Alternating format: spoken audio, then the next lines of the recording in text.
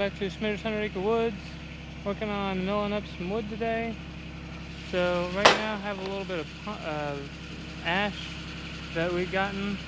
Not very big, but there's not a lot of ash around here anymore, so I figured we'd try to mill it up and see what it looks like. The main thing we'll be working on is this pine. So I have a lot of this pine that came from the 100 acres. It was an area where they did all the work on the power lines. So none of it's, the main portion of it here isn't very big. So we'll just try to get what we can. We're really looking for some 1x5s and stuff like that. So we'll probably try to get that out of these and cut them down to, I don't know, 6 feet or so, just because some of them have a little bit of a bend in it. And then this is the aspen that we got here, so that's those 3 pieces. And we'll probably try to mill it up, and maybe a separate thing, we'll probably try to do all the pines so we can kind of group it all together in one go, and then work on that aspen. And it's much bigger. Should be able to get some nice boards out of that. It's pretty similar to poplar or cottonwood, kind of from what I've read. So it'd be interesting to kind of saw it up and see what it's like. We have all this pine that we want to try to get through. I have a couple projects that we are planning for it. So first up is a piece of ash that we wanted to try to mill up. It's pretty unusual around here, just because a lot of them have died.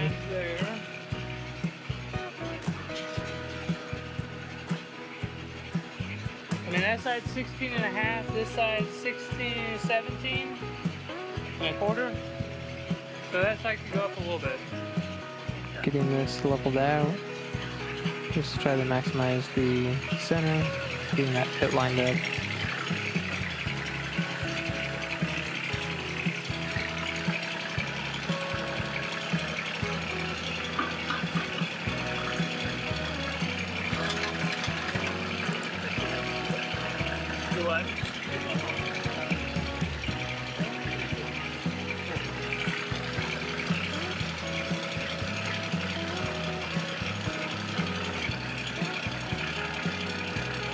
Probably good.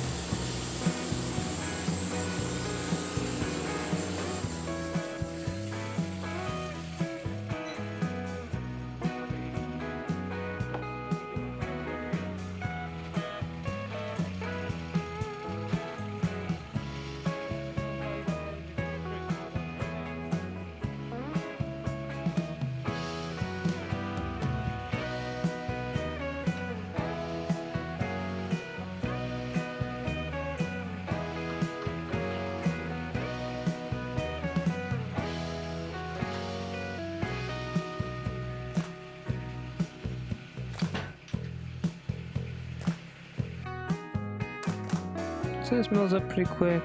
Don't get anything super special out of it, but like I said, ash is kind of one of those unusual things around here, so want to mill it up and set it off to the side. They could let it dry, just as more of an experiment to see kind of what the wood looks like. Seems like the ash is starting to recover around here a little bit, but from the ash borer, you just have a lot that didn't make it. 6 3/4. Okay. Am I set? Okay. So he can set it there because he's at the height of his last cut. So now he can go back, he has it set for 1, and just drop that 1 inch. You see that there on the mill.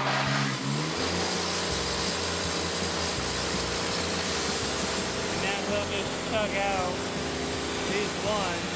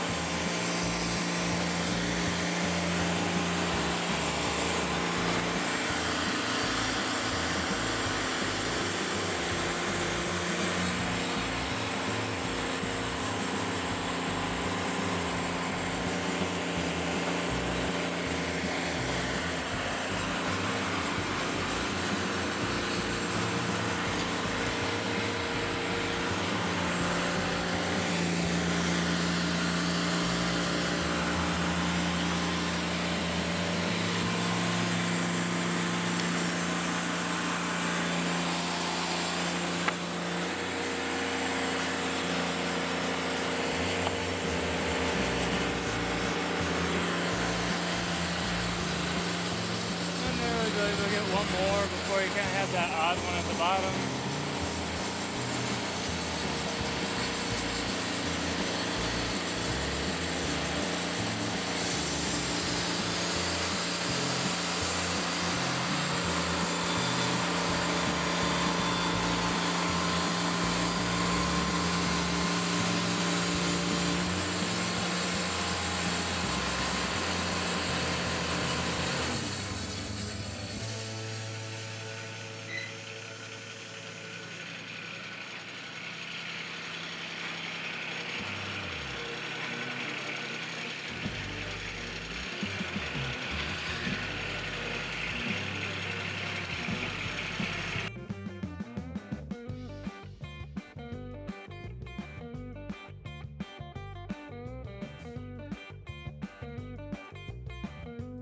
So after we got all of that ash milled up, go ahead and start looking at this pine and working on it.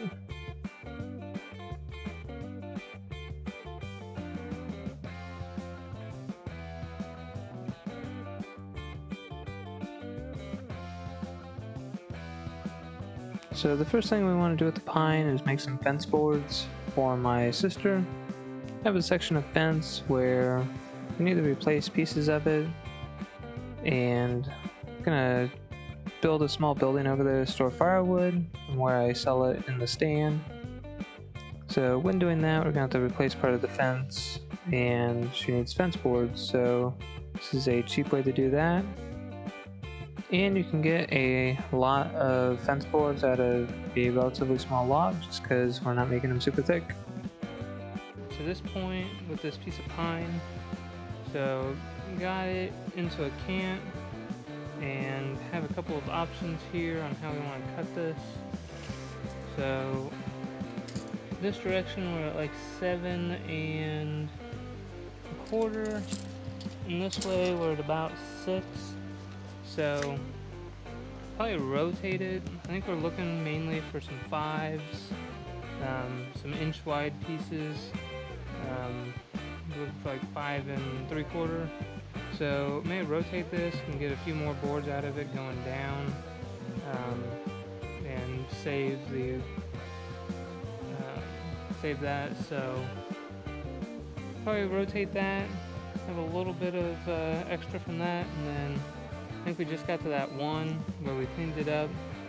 So we have another one down there that we'll be able to get picked up, bring it on, and obviously the rest of those. That's kind of what we're looking at right now and where we got to.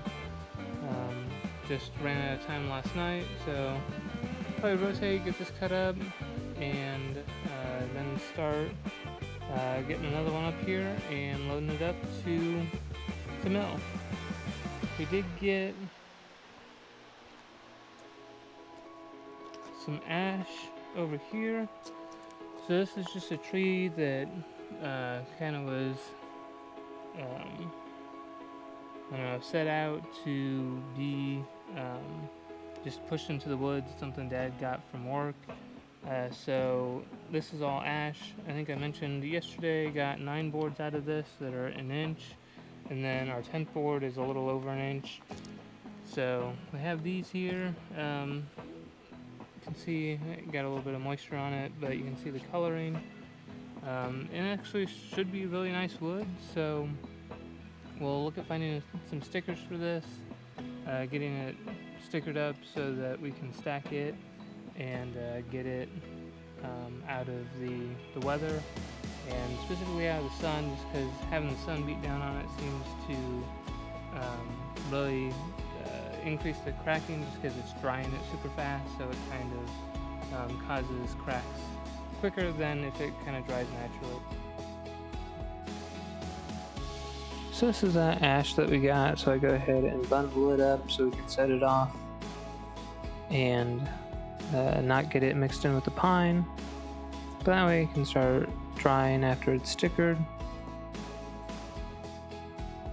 And since we don't have a lot of room, this moves us from the spot where we can stack our pine as we cut it and get this moved over. So here you can see we just put it behind the shed, and it's pretty small and light, so I'm able to just kind of set it over by hand.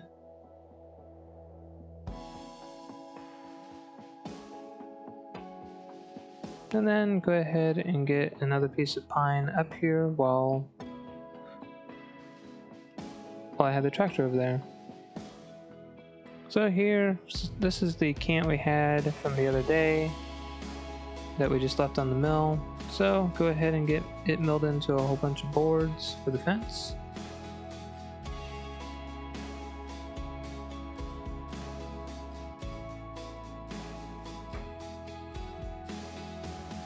Pretty quick process, we can leave all the boards on there.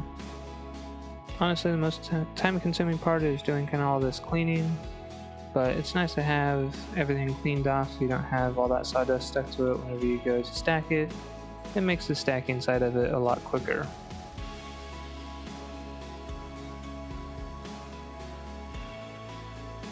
And then you end up with a ton of sawdust from doing this, so go ahead and just sweep that up so that it's out of the way. Have a really thin board that can eventually become stickers, and then have another fence board out of it. Now we get this other big one down there. Just go ahead and use the hoe to pick it up since I have boards in the front.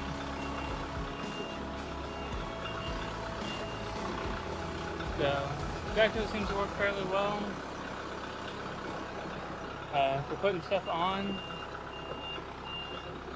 and I need a square cut to one end.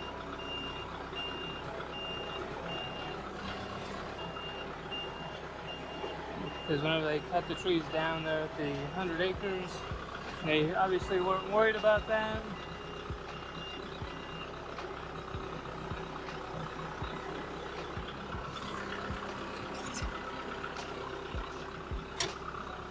So my victim's that one right there.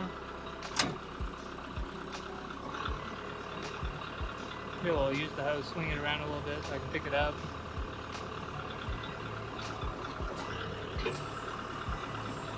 Where having the thumb on here is really nice. Makes doing a lot of this much more possible. A lot of times I can use the thumb to kind of help rotate it around. It's up against that walnut over there, so it's kind of not wanting to rotate. Try not to get too much dirt.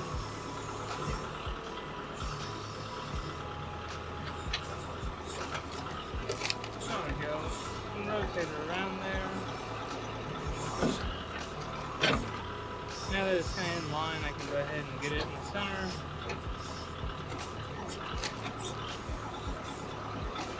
Dad needs to do some cutting on this. I'm going to go ahead and leave it down here. I'll go ahead and rotate that around a little bit so the actual hose holding it.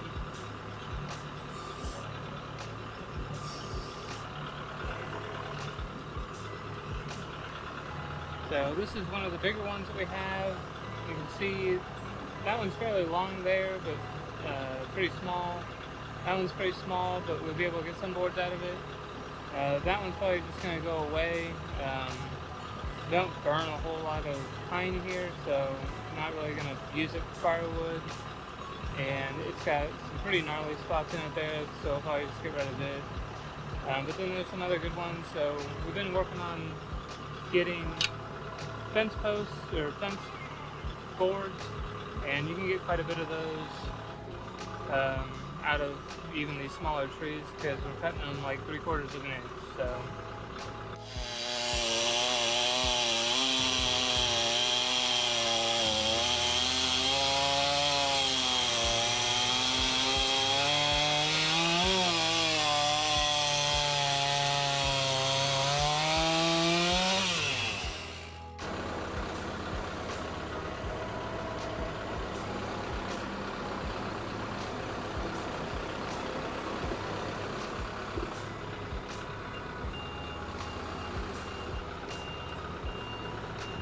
so I'm just watching my top, make sure I don't get too close. But yeah, get close enough that I can reach in there. Definitely with these heavier logs, I don't like to reach as well. A little bit of RPMs never hurts.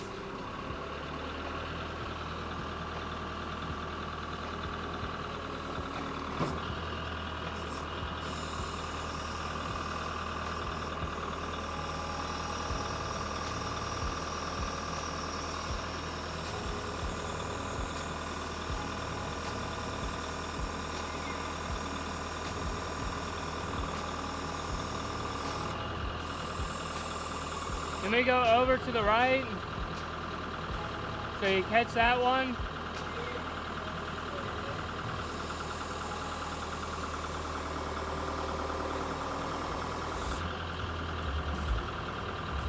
You want to catch that clamp, or I don't know that you're going to.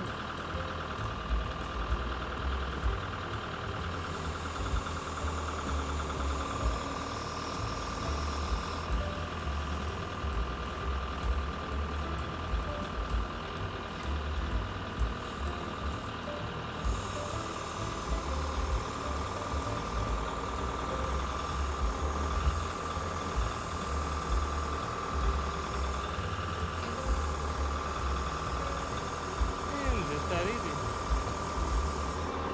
You do have a little bit more left-right movement as well, obviously, so if you're not perfectly lined up on the bed rails you want to be on, you can kind of move. And then I always spin the tractor back around so that whenever we cut the slabs off, we can just put them on the forks here. So typically I'll gather up a group of them and then put them on the cutter, the holder to cut them. Like this, a little bit of pine I'll use as firewood. It's just, I don't typically use a whole lot of it.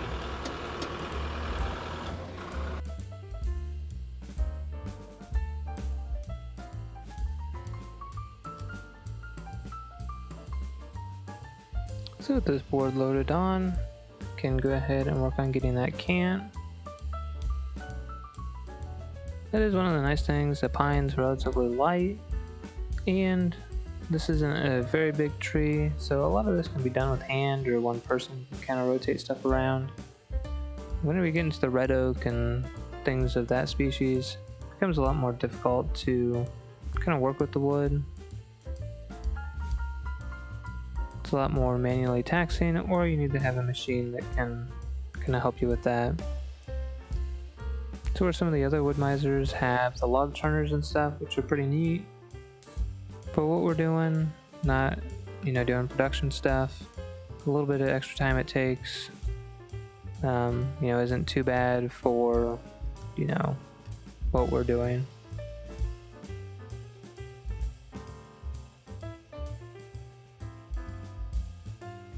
So we get a couple of fence boards out of this, and I think we should work on getting some 2x4s.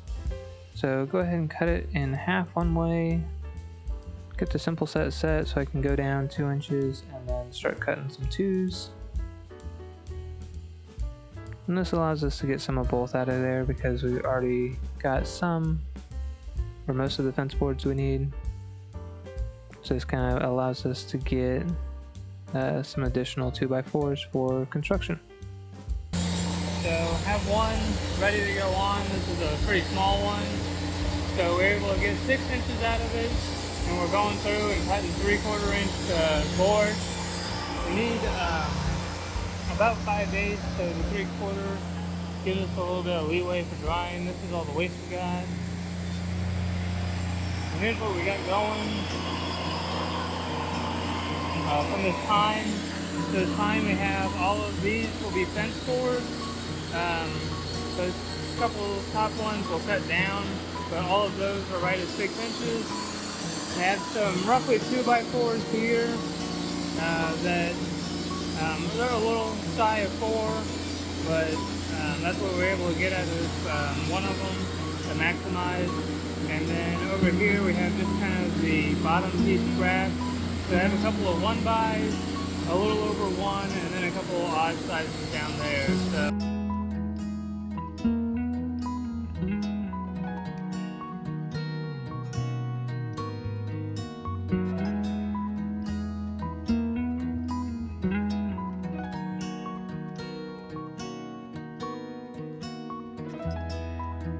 And here, since a lot of this is going pretty fast, I tried to get the tractor prepped so that the next one can go on as soon as he gets this one done.